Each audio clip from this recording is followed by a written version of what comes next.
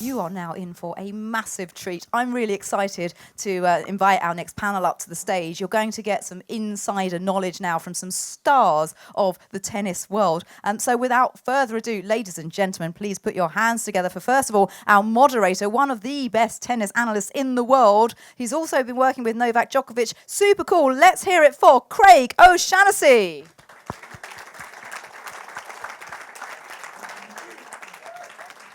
You need some music to come on to, as we've also got an Would you like the Star Wars music? What, the bum, bum, bum, bum? But I'm sure we could manage it with a bit more alcohol. And can I also, there are 2 empty chairs here, not for long, extra special treat for our audience. 2 4-time Grand Slam champions, Jim Courier and Mary Pierce. Come on up.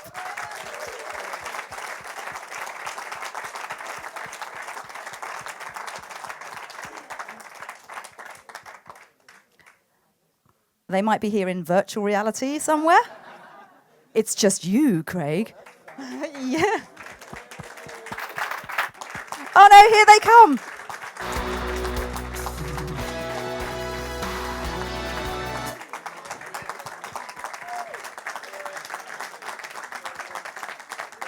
Hello. It's good.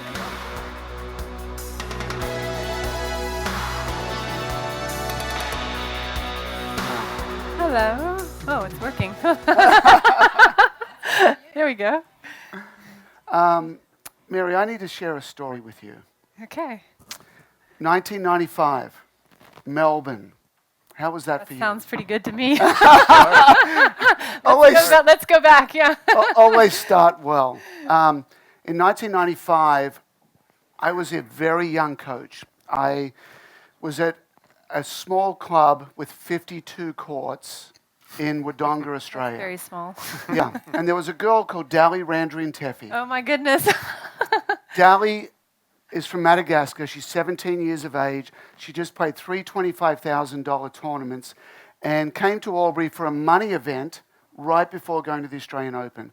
She doesn't know me. I don't know her. I said, I'll hit some balls with you. And during that week, we really hit it off. And by the end of the tournament, she won it. And the Swiss manager said, Craig, you've got to come to Melbourne. What were you doing in 1995? Probably losing to Pete Sampras. Okay. I was gonna say winning the tournament. The hell with you. You just be quiet for 5 minutes then. So the Swiss manager says to me, Craig, we want you to come to Melbourne. And I say point blank, I have never, ever coached at a professional event. Not a $15,000 future, not anywhere. He's like, I don't care, you're coming. What do you want to get paid? I'm like, oh, this is going to be fun. How about $500 for the week? and that's what I did. So I go down to Melbourne. She's in qualifying, wins 3 rounds of qualifying in the main draw. And I look ahead of where Dali is at. And is a potential 3rd round match against Mary. 3rd round. So in the first round, she plays Florencia Labat, who's 30 in the world, a lefty from Argentina that only slices her backhand. And I said, Dali, here's the game plan. One of those 3 slices will come short. You've just been on grass for a week. Come to the net and attack. She beats her 3 and 5. Second round is Patricia Tarabini. Good coaching. Thank you so much. Thank you so much. It's getting better, Mary. Don't worry. I'm coming at you. Yeah, I know. So in the second round, we're going to play Patricia Tarabini, one of the greatest one-handed backhands in the women's game. She beat Nicole Pratt 0-0 in the first round. I go and say, Nicole, do we have a chance? And Nicole goes, yeah, I probably hit too many balls to a backhand. So here's the game plan. Hit every ball to the forehand. She wins 2 and 2. We've now got Mary in round 3. I've scouted Mary in the first 2 rounds. I sat in the stands and watched you play. And it's either 0-0 and 0-1, I think, were the first 2 rounds. Every time this young lady steps into a backhand, you have no idea how good she is. 2 steps forward, it goes down the line for a winner, it goes cross-court for a winner. It is where she thrives. Going back and deep on the forehand, maybe not so much. Mary went a little higher. and so that was the game plan. From the first 2 rounds, I only saw about 6 of Now these I points. know. I only saw about 6 of these points, but I put them together. So I go in and sit down for the match. It's, I think, court 2 at the Australian Open. And I sit down in the stands, and Nick Bollettieri, your coach at the time, comes and sits right behind, one across and one over. And he's sitting there, and I look down, and Mary walks out, and Dally walks out. And Mary looks up at Nick, who's sitting behind me, and Mary goes like this. And I'm like, what's that all about? And I turn around and look at Nick, and Nick's like, they've scouted the wrong girl. They don't, and it's in Nick's book, by the way. It's in Nick's book. Funny. Is that right? Well, Oops. I wouldn't have put that in There. my book if I. so I'm like, we've really got a chance. So we did everything to stay away from Mary's backhand, everything to keep it away from his short backhand. Mary's leading 5-3 in the first set. Dally has break points, 2 of them. Net cord, net cord. They still hang very heavy in my heart. Dally loses the first set 6-3. Dally goes up 3-1 in the second and loses 6-3. Nobody got more than 6 games against Mary as she took the title in 1995 in Australia. So first of all, congratulations on that. Thank you. Yes. Thank you. So the bottom line here is this. That was the very first professional tournament I ever coached at. I knew none of the ladies on the other side of the net. I knew no one. But I knew if we understood the opponent better, we had a chance. And today, we lost. Today I worked with Novak, and we lost today, but it was very, very close. His A game wasn't there. There were some adjustments that were made after the rain delay that worked perfectly well, but you know it's a game of such small margins. And I want you to understand that when you see tomorrow's final between 2 great players, look to the other side of the net and figure out what the game plan is against that opponent. Infosys brings the data about the opponent. It helps you understand who you are. When I worked with Novak when I first started, he didn't really know his strengths and weaknesses. He didn't really know it to 4-1 down in the 5th set. WhatsApp is very handy when the player goes into the locker room. So I'm very happy to be here today. I'm very happy to share the stage with these 2 absolute great champions of our sport and share a very private and personal and important story in my coaching development. So Mary, thank you. Oh, thanks for sharing that story. Yes. There was a lot of win that day, I do have to say. Yes. I that's one of the matches in my career that I will never forget, actually, because I almost lost that match. And then I ended up winning the tournament. So it's kind of those things where you think, geez, if I would have lost that match, then I would have never won my first Grand Slam. So, yeah, I remember that match very clearly. Jim, tell us a little bit about, you were from an age that was very, very close to us. Did data play any role in how you played? You were a magnificent, strong beast of a man from the back of the court. Did data play any role? We didn't have a whole lot of data that was available to us. There was a remember CompuServe that started to come out early on. There were some early analytics when I was a junior coming in, but it wasn't really part and parcel of the arsenal of the players or the coaches the way that it's become recently with Infosys, with all the information and television, where I spend a lot of time working these days. We have a lot of access to information that the coaches do as well, and everyone utilizes. I am jealous. I'm envious, not only of the ability that the players have these days to employ people like Craig that can give them that extra insight, that little extra edge that can take them over the line about their opposition. I think there's just great value as well to do your own opposition research on yourself as a player, to know what your strengths and weaknesses are. Just like any business needs to do a SWOT analysis, players and their teams need to do that as well. And it just wasn't quite the same. If you're familiar with the book Moneyball and the differences between, which I think most of us are, and certainly in the movie, I think the differences between the scouts, the old school, those are the people that I grew up being coached with largely. It was more of a feel thing. It was more of an eyeballing. We just didn't have access to actual hard factual information. It was more like, I feel like if I hit the ball deep to Mary's forehand, that I'm going to get this response. But now you could actually, comb through reams of data of her matches and actually know percentage-wise how often she's going to go cross-court with that, how often you need to move, to shade, to cover this spot because this is her pattern. And while it's not perfect, players have to be able to also manage this information, and not every player has the ability to synthesize this information. I'm sure you know that well. Yes. It's all about how you deliver the information, which I had to learn how to do as the Davis Cup captain for the U.S. for 8 years. There were certain players who had no ability to process it, and it was too much for them, and it overwhelmed them. And other players couldn't get enough of it. So it's about knowing your audience and then taking advantage of what's available to you. But I am envious of this time in the game because I think everyone can be a better tennis player with this information. I know that I would have been. I certainly feel like I could have made some more adjustments in my career if I'd have had the information. But you know what you know, and you do with it what you can. Jim, one quick follow-up question. How do you think the match data will have an influence over the practice court? You were known as a player that would practice 5 hours a day. You spent a tremendous amount of time out there building your game. How do you think it's going to have an influence over how juniors practice from what we know about matching? Well, if they have the right coaching and if they're open to the right mindset, there may be real specific things. I'll give you a high-level example. Andy Murray, his career was transformed in his work with Yvonne Lendl. He was a wonderful player, but he became a Grand Slam champion once Yvonne came onto his team.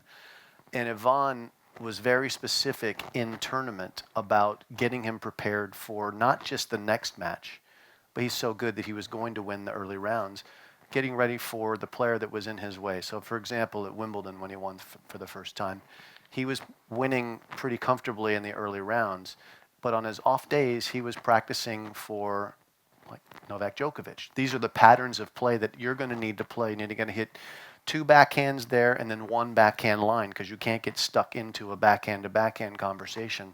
So he was working on that, even though it had nothing to do with the person that he was going to play. Now, Lendl didn't tell him what he was doing, but he had the information. He had the data to back it up if he asked. But Andy never asked. He just did what Yvonne wanted him to do. Juniors can do the same thing.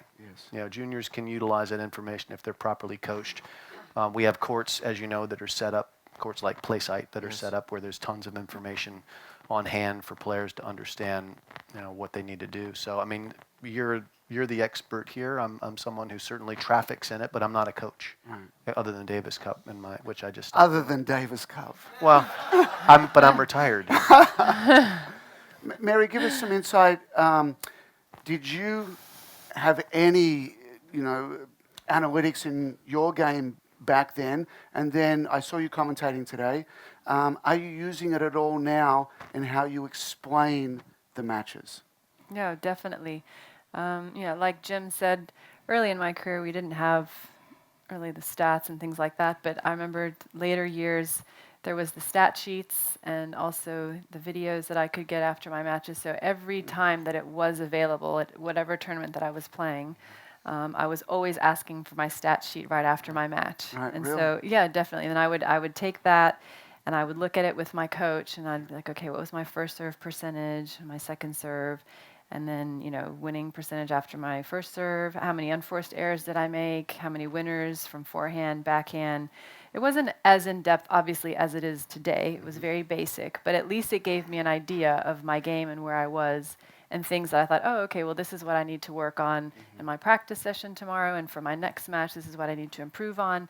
And then sometimes you actually get surprised and you think, oh, I didn't think I served that well, or I didn't think I played that good, or, and then so you have the stats, which is actually numbers, and it backs it up, it's actual facts. Yes. So it helped me a lot in my career when I was playing. So obviously, like Jim was saying, if we had the stats that we have today, is such much more of an advantage for yourself, for your game to improve, and then also, like we were saying, to know our opponents as well. And I think one of the greatest things that we didn't have, but that they have today, is knowing your opponents so well that you can get, it's just incredible the information that you can get now in important points. So, when it's like, 5-all and it's deuce, like where do they like to serve to? Where's their go-to serve? Or, those kind of things, just little things like that can make such a big difference. You've got in the back of your mind when you're ready to play that point, okay, I'm just going to expect that shot. So that helps tremendously. And then obviously commentating, it's great.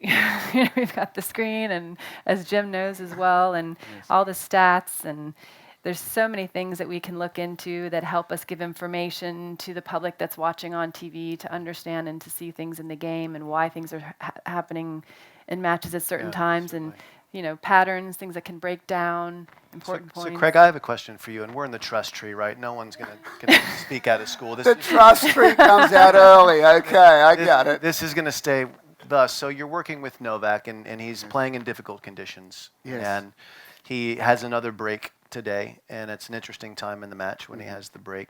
And you are able to get information to him. What information are you trying to get to him, if you could tell us? I promise I won't tell it on television tomorrow. I don't see any cameras in here, so I think we're fine. No cameras, no microphones, none of that. Yeah, okay. I'd love to share a little bit of an insight with you. Did everybody see the match? Yes. Okay, so there's so many subtle things that are going on the court. The problem with Dominic Thiem is he is so ridiculously good in the ad court, hitting backhands and run around forehands. Mm-hmm. After he beat Rafa in Barcelona, he had the audacity to say that it was actually a benefit to have a one-handed backhand against Rafa because he could take a step back and get so much spin on the ball. What happened too much in this match, there were too many balls going through the ad court, Novak's backhand going cross-court, and cross-court. So what happens to these players? They get nervous like us. They get tight just like us. And I'd love to know the happy place for both of you. I remember doing analysis of Andy Roddick. When Andy would get tight, his happy place was as far back as he could possibly go in the court, and he would slice backhands and roll forehands. And it's a guy with the most massive serve, but he would go back so far because that's where he felt comfortable.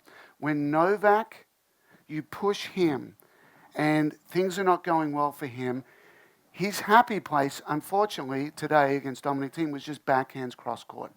So you should have noticed after the break, when he came back, there was a lot more attacking out wide to the forehand.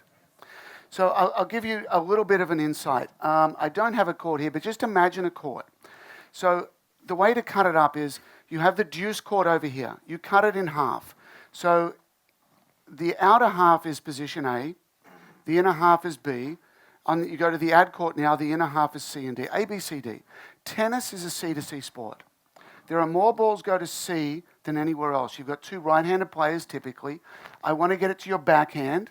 Not a good idea against these two, but in general you want to get it to the backhand because there is less winners hit from there. Just have a think about this for a second. I'm going to give you 10 seconds and I want you to turn around to the person sitting next to you and give your opinion. Are more forehand winners hit to position A, which is out wide to the opponent's forehand, position B, the inner half of the deuce court, position C, where most balls go, or position D? Where are most winners hit to? 10 seconds, meet the person next to you. Da, na, na, na, na, na, na.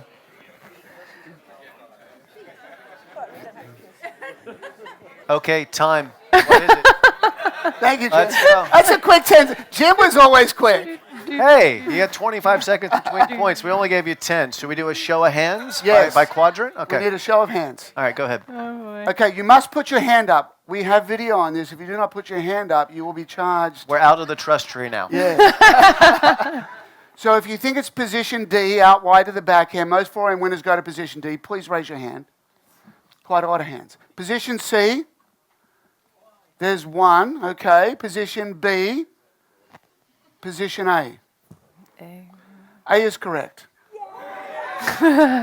We rally to the ad court. We rally to the backhand. We rally to C. We push to D. We finish to A. Where are most backhand winners hit? Position Line. A as well. Yeah, down the line. Position A as well. This kind of data and this kind of conversation, Jim, actually, let's go to Mary first. Please do. Let's go to Mary. Uh-oh. Mary, I gave a little bit of insight about your game earlier with the backhand. What is your favourite play when push comes to shove? It's 5-all in the third. What did Mary Pierce do to win the point? That's a good question. Pray Yeah, pray first. I just basically try. I mean, I keep things as simple as possible and to be as aggressive as possible. Now, if you want like more details, like which shot and to where. Backhand? No? Funny enough, I would rather hit my forehand. As a runaround or in the Yes, juice court? either one. Okay. Yeah, I'd want to hit a forehand winner. Up in Going the court, forward, on the inside, baseline. inside, the yeah, baseline. close to the baseline, or inside the baseline. I tried to stay close to the baseline, and tried to keep pressure on my opponent because I knew in important points that they would get nervous, that they would get tight, that they would maybe give me an easy ball, and I'd have to look to attack or a mistake. So I know that it was an important point, and I played defensive or pushed, I was going to lose the point. Done. So I had to stay aggressive. Jim? Simple for me. My forehand was my kill shot. That was the one that I wanted to decide the point with. What I didn't want to do was make an unforced error on my weaker side, the backhand. Backhand was a rally shot. It would go predominantly cross court, which would most of the time elicit a cross court response. And I wanted to stay in that corner like you'll see Nadal do in the final when you watch, in his forehand corner. It's a different corner to a right-hander's. And I wanted to be hitting forehands from the C position. That was my goal because then I was fairly central, but I could then hit the ball back cross court with an inside-out forehand, or I could pull it inside in to that A slot and finish points, or use a drop shot because I had a relatively big forehand that hopefully would back my opponents up. Relatively big. It was For the huge. time, for the time, I was playing with basically a piece of wood compared to what they're playing with today. But eventually, my goal was to not beat myself with my worst shot. I was trying to make sure that it was my confident shot that would decide the point one way or another. Very quickly, your backhand, a baseball kind of. Yeah. Is that how it started? Well, I used to toggle back and forth between baseball season and tennis season. My father was a pretty reasonable baseball player who played college baseball in America, not professional. So I played a lot of baseball, and I actually had good technique in baseball. And then I had a reasonable backhand technique, like Mary had beautiful technique and still does. But I was switching between baseball season and tennis season twice a year, going into baseball and coming out of it. And I got tired of it taking so long to adjust, so I just kind of morphed the two of them. And it was a terrible mistake. I loved it. I disagree. Coolest Very thing. regrettable. I disagree. I love that shot. Well, you didn't have to live with it.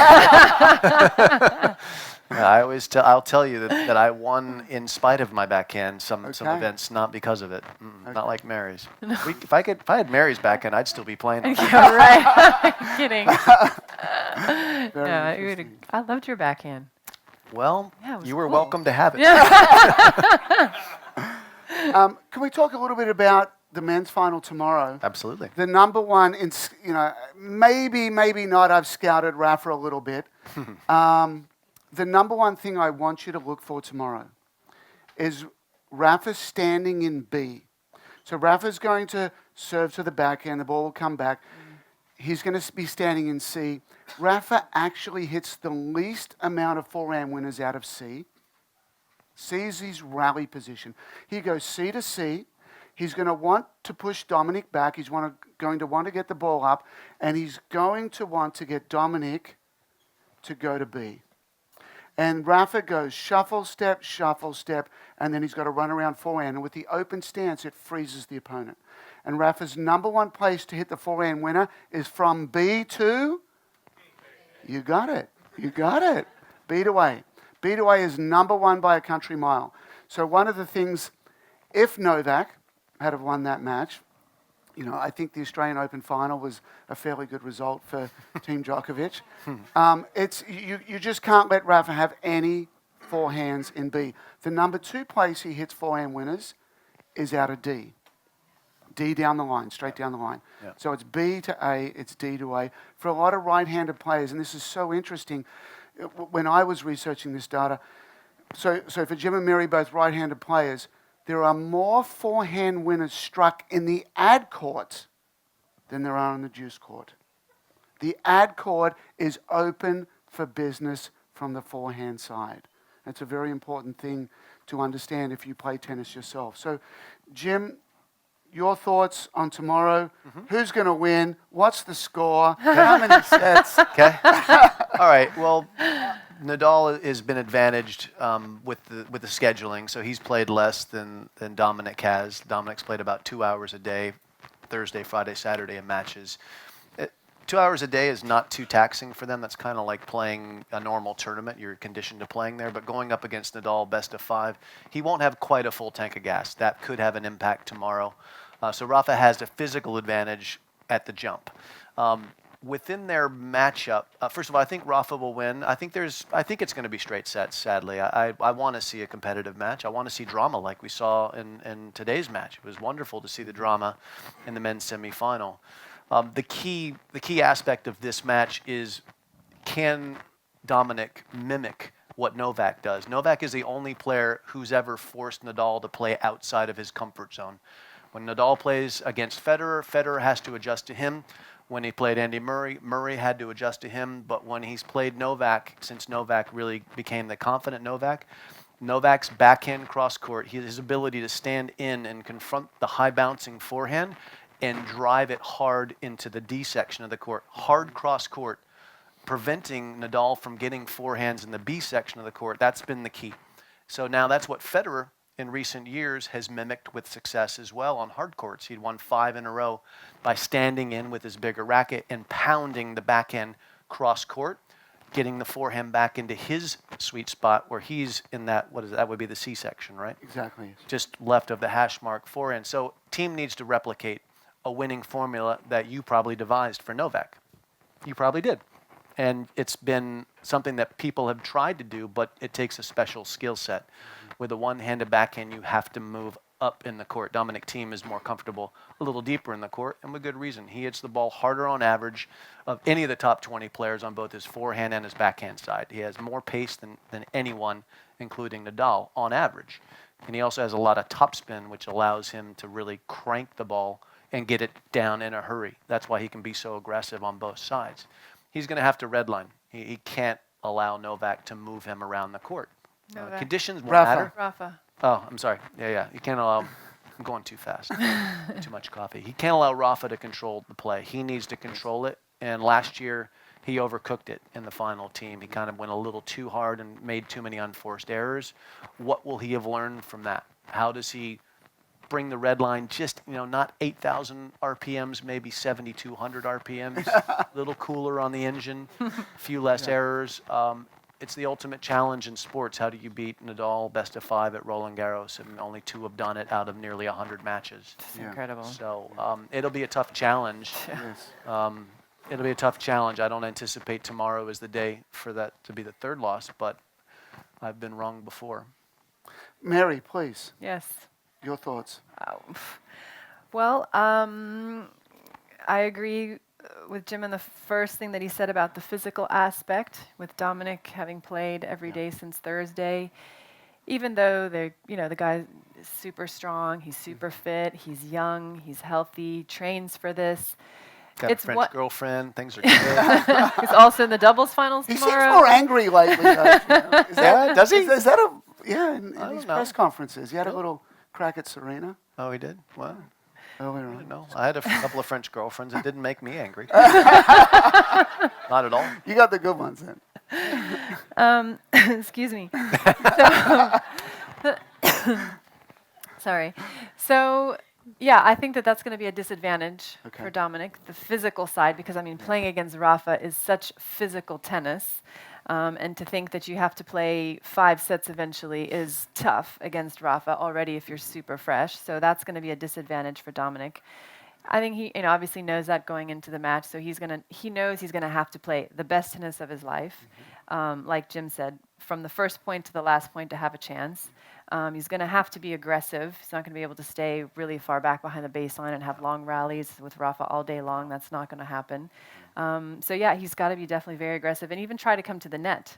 Try to come to the net, finish some points off quick and early. But I agree. I see Rafa winning again. How many sets? Could maybe it go 4? Maybe. We hope so. Maybe. We like to see I a little mean, of tension course, in we'd that. love to see 5. Yeah. Obviously, that would Yeah. be amazing. There's no tiebreak in the 5th set, so that's super exciting. Yeah. But I just think Rafa is just incredible, and he's so strong, and he's just almost obviously unbeatable here at Roland Garros. So it's hard to see him losing tomorrow. Craig, what do you think about Dominic loves the kick serve in the ad court, but that's against right-handers, and it's a really thick one. But what about that as a play for him against Nadal, who stands so deep to return serve? Cameras off. Cameras off.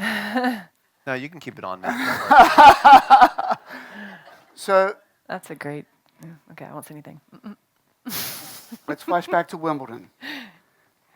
3 sets in. No, there we go. Novak's up 2 sets to 1. Kind of steals the 3rd, but let's not put too much emphasis on that. I go in early the next morning. I'm like, I need to learn something about those first 3 sets that's going to help Novak finish this match off. I look in the ad court at where Rafa was serving and where Novak is serving, and something just went bang. This stat is incredible. In the first 3 sets of that Wimbledon semi-final, Novak served 28 times to Rafa's backhand. Rafa put 28 returns back in court. I sat, and this In the ad court? in the ad court. And as a double bonus for Rafa, then he's in the center of the court. Exactly, looking for the forehand. Yeah. So we've all seen a lot of tennis, but analytics brings these things out. I sat and watched, I commentated on that. I sat and watched every point of that, and I didn't realize it. And that's the beauty of why we're here today with Infosys. We're tying together the analytics that says Novak should not, in big points, in the 5th set, at 30-40, at out, he should absolutely not serve to the backhand, because you think, I've got to serve to Rafa's backhand if I serve out wide to his forehand. Then we look at the forehand errors, and there's quite a lot. Out wide in the forehand, he tends to go up a little steeper, he tends to wrap it a little bit, and if you go back and look at that, in that 5th set, there were a lot more serves out wide to the forehand. So those are the kind of analytics that matter. And most importantly, you see the video. And one of the really nice innovations here that Infosys has done is put together a portal for the players and coaches. Not only can you see the general things in a match, but you can drill down. And I say, okay, I want to see Rafa's backhand return in the ad court in the first set at 30-40. Infosys allows the video to instantly be there. And the analytics, and I should have said this at the start, I have a journalism degree. I almost failed math in high school. You guys all look at me, some of you, he's the stats guy. I'm not the stats guy. I enjoy strategy. I try to figure out how to beat great players. But the language of winning is numbers. And that's what Infosys does so well. That's what Infosys is raising the bar with. And they tie it to video. And when players see it, I can sit as a coach to either of these greats and give them some numbers and they'll absorb it. But if I show them the video, game over. So that's a major benefit of why we're all here today. Round of applause for Infosys.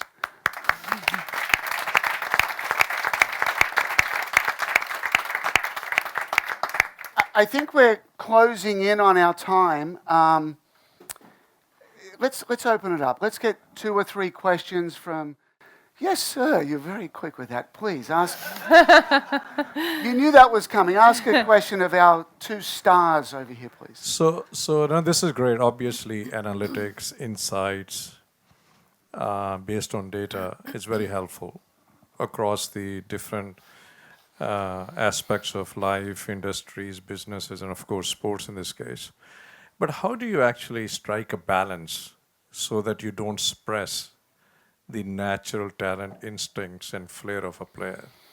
And the data is actually more complementary, enhancing your core competency as opposed to suppressing it. And we have seen in some industries that tend to happen. So any comments on that? Well, I think for me personally, it's very simple because it's interesting when Jim was talking earlier about players, how some you get overwhelmed with too much information and some can't get enough. So it's everyone's brain processes differently, functions differently, thinks differently. So it depends on the individual, first of all, I think. Secondly, for me, I was one of those players where I was like, okay, tell me what I need to know in the least amount of words possible. So I could just, as you say, when you're playing on the court, you don't have time to be thinking and numbers and, in the middle of a point during the rally. It's instincts. You've got to go with your gut. And if you hesitate, you're going to miss, you're going to lose the point. So what's important is to get the maximum of information before you go on the court, before you play your match. And for me, what I needed is, okay, I need to know my strength, my weaknesses, my opponent's strength, weaknesses, important things that happen, important moments. I take that information, it goes into my brain, the computer, and then when I get on the court, it's there, and it just comes out like naturally and instinctively during the match. And of course, when you have changeovers is a moment when you can sit down and think about things, what's going on in my match, what's working, what's not working. But for me, it was like, that's a good question because you need to also go with your gut and go with your instincts in important moments.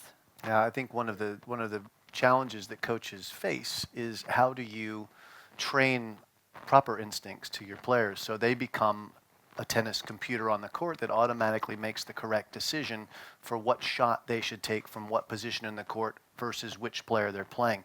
It's a lot of real-time decision-making that you want to streamline, so the players have been trained with drills so that you put them in tough spots, you feed them short slice backhands low to their backhand, and they learn where's the highest percentage place to go.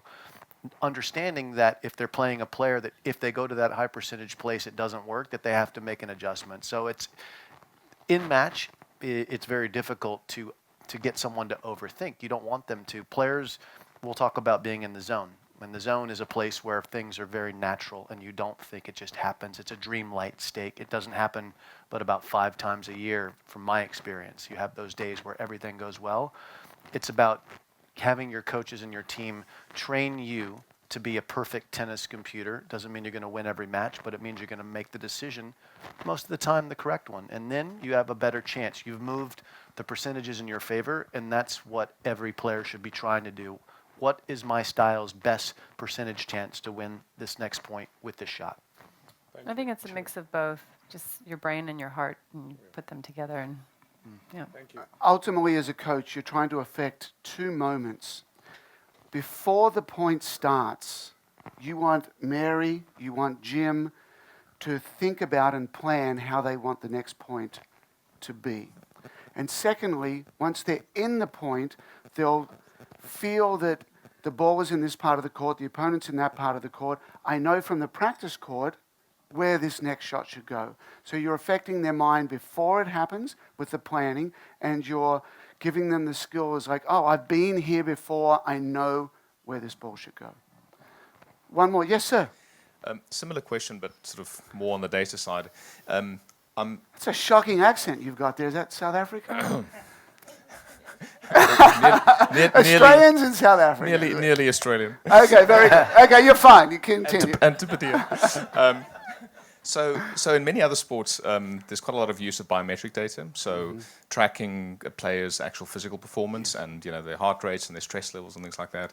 I don't really see that a lot in tennis. And the other thing, which I kind of maybe that's not your experience, but you look at these players today, they just don't seem to get tired, right? I mean, they make mistakes, but they don't look tired. I mean, is there so to what extent is the biometric data and the sort of the physical state of a player taken into account, and how do you as a coach look at that when you give them advice? Jim, please go first. Sure. Because I'll be happy to. if I may just set this up, nobody worked harder on the practice court than this man over here. Nobody in the history I of our worked hard sport. too. No, I'm just kidding. Thank you. I'm just kidding. So it's a good question, and there's been a lot of dramatic change in how we can measure output from the body. So I live in Orlando, Florida, half of the year. The United States Tennis Association set up their headquarters next door, and they have a high performance center for our top players to use if they want.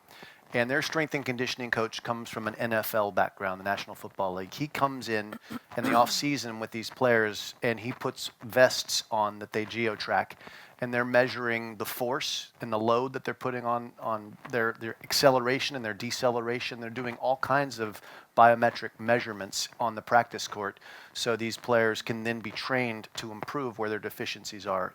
But that's one of the most wealthy tennis nations in the world providing that free of charge. So if you're from South Africa or wherever, New Zealand, where you don't have those kinds of amenities, you're at a disadvantage. So there are certain nations in tennis that can provide that for the players, certain top players that make enough money that could provide that for themselves. So it is there. It will be, I think as the pricing comes down, it will become increasingly common, but it's being used. We just don't talk about it that much. Mary, thoughts? Well, there's a lot of great information that exists today that didn't exist when I was back playing and training, and I think that's one of the reasons why you see today players playing into their 30s very easily, mid and late 30s, and there's so much more scientific evidence on nutrition, supplementation, training, recovery, that obviously the players are using their fitness, strength and conditioning coach and their whole team, their doctors, their physios. There's such a team that comes around the player that helps them to be the best that they can be. And so obviously they're using as much information as they can possibly get. And to train, it just becomes so much more detailed in what you can train. I mean, I remember when the heart rate monitor came out and we're like, oh, we can see your heart rate and train in this zone. I know, it's about to come out of my neck. So that's like so old school now, Today it's just incredible all the information that you can have and in training and in practice matches and see your heart rate and your breathing and just so many things that are going on in your body that can help so much more the players today. And that's why I think you see that they're getting they're better and better athletes and lasting longer and longer. Yeah. One last question. This young man. I guess we answered them this all. This young no? man right here. Yes, sir. Hi. What really happened today at the women's finals? 10 minutes into the game, Ozzy. it was evident, she has already given up. The body language, the energy level. And in a tournament like this, it should throw up the two best players in the finals, isn't it? So what really happened today? Well, let me go last. Mary, please. You answer the tough question first. Okay. We deflect that one. No, it's a fair question. Yeah. You are dealing with two players that are in the finals of a Grand Slam singles match for the first time in their career. One is 19 years old. Mm-hmm. She's never played on that center court ever in her life. She got to practice on it this morning before her match. Big factor. 23-year-old Ashley Barty, first time Grand Slam final. So first of all, there's a lot that goes on inside. Mm-hmm. So mentally, emotionally, there's a lot happening. And when you get in the top level of tennis and the later stage of Grand Slam tournaments like this, it's purely in the mind because everyone can play great tennis. That's why you've got to that point. I played my first Grand Slam final when I was 19 years old here at Roland Garros, and I couldn't sleep the night before because I had so much going on in my mind. There's so much emotions. I was so nervous, and there's just so much happening. So obviously, not being able to sleep, how can you play your best tennis? First of all, it's very difficult. And the match got rained out in the middle of the first set, so we had to come back Sunday morning to finish the women's singles final before the men's final. Wow. So that's 2 nights of no sleep. So already that, just, try playing a tennis match in the final of a Grand Slam. So both girls obviously are very nervous. And when you're nervous, your feet don't move, your breathing gets tight, your hands are shaking, so you're not moving as quick, so you make more errors. So Vondrousova made a lot of unforced errors today, and that's not typical for her style of play and for her type of game. She brings a lot of balls back. She's a very consistent player. She's done really good on clay this year. So obviously it was definitely not her day. Emotions, I think, obviously took over. It was too much for her to deal with. You saw even when the match finished, she cried. Obviously sad to lose, but there's a lot of emotion that was bottled up inside. And on the other hand, you had Ashley Barty, who has won a Grand Slam title in doubles, so she has more experience. She's 23 years old. She's 8 in the world, so obviously more experience, more mature, more stable, and you can see that in her tennis, that she was able to deal with all the emotions that went with being in a Grand Slam final for the first time. Jim? Yeah, and I don't think the matchup was particularly great necessarily for Vondrousova, because Barty's backhand, she provides a lot more variation than most of the women that play. It's very rare to see a two-handed backhand in the women's game that has such an amazing one-handed slice, and it is amazing. And she's quite adept at the net. She's got the slice backhand. She can hit the backhand flat with the two hands, and then her forehand has a tremendous amount of spin. So you're getting 3 different looks if you're playing her, and you factor in the nerves. It's a tough ask. I mean, she's a tough player. Yeah, she played really well. And she didn't blink in the end. It was pretty special to see. Yeah. To finish up with, and to put the icing on the cake, and to go on with this question, Mary and Jim, your toughest times on the court, where maybe it was your heart coming out of your chest, maybe it was tears, maybe it was a moment where you were so close to something and you didn't quite get there.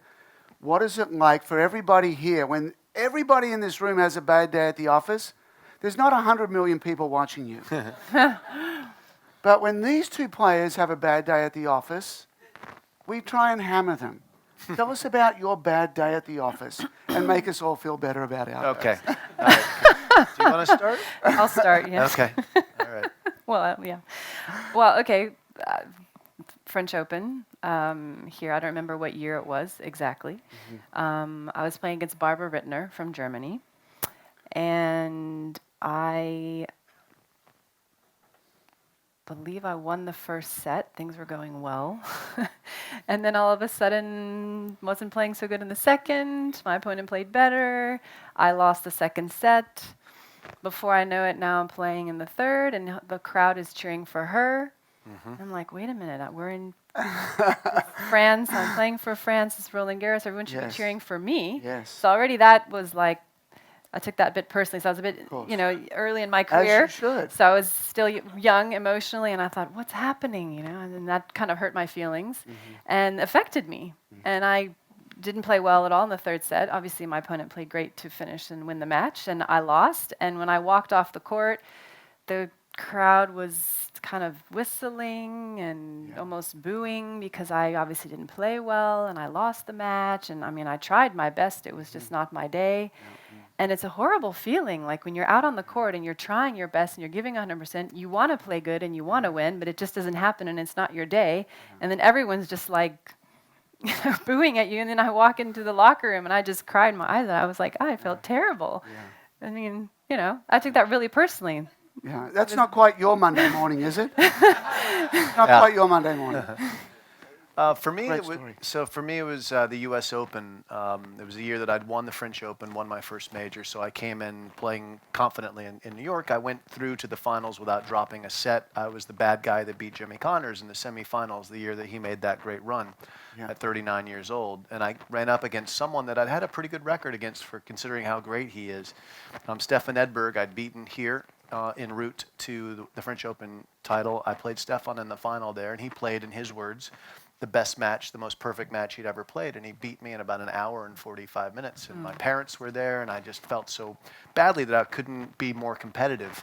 And I didn't quite understand why I was getting beaten so badly, because I'd played him and beaten him a couple of times before that. And that was a real down moment for me. I was crushed by it. But my coaches and I spent some time dissecting that match the old school way, just looking at video, and we discovered that Edberg, on every big point, would serve to my backhand. And I would play him in the Australian Open final about 4 months later, and I would beat him in 4 sets. It wasn't easy, but I knew where he was going. And I played him about another 4 or 5 times, and I never lost to him again after that match. I just wish I had known that. Excellent. Yeah. Excellent. Fantastic. Yeah. Well, personally, it's an absolute pleasure to be up here with 2 legends of our sport. You don't often get this. This is a very rare and very intimate and an amazing time we've had for the last hour. So Mary and Jim, thank you so much. Thank you, Craig. Thank you.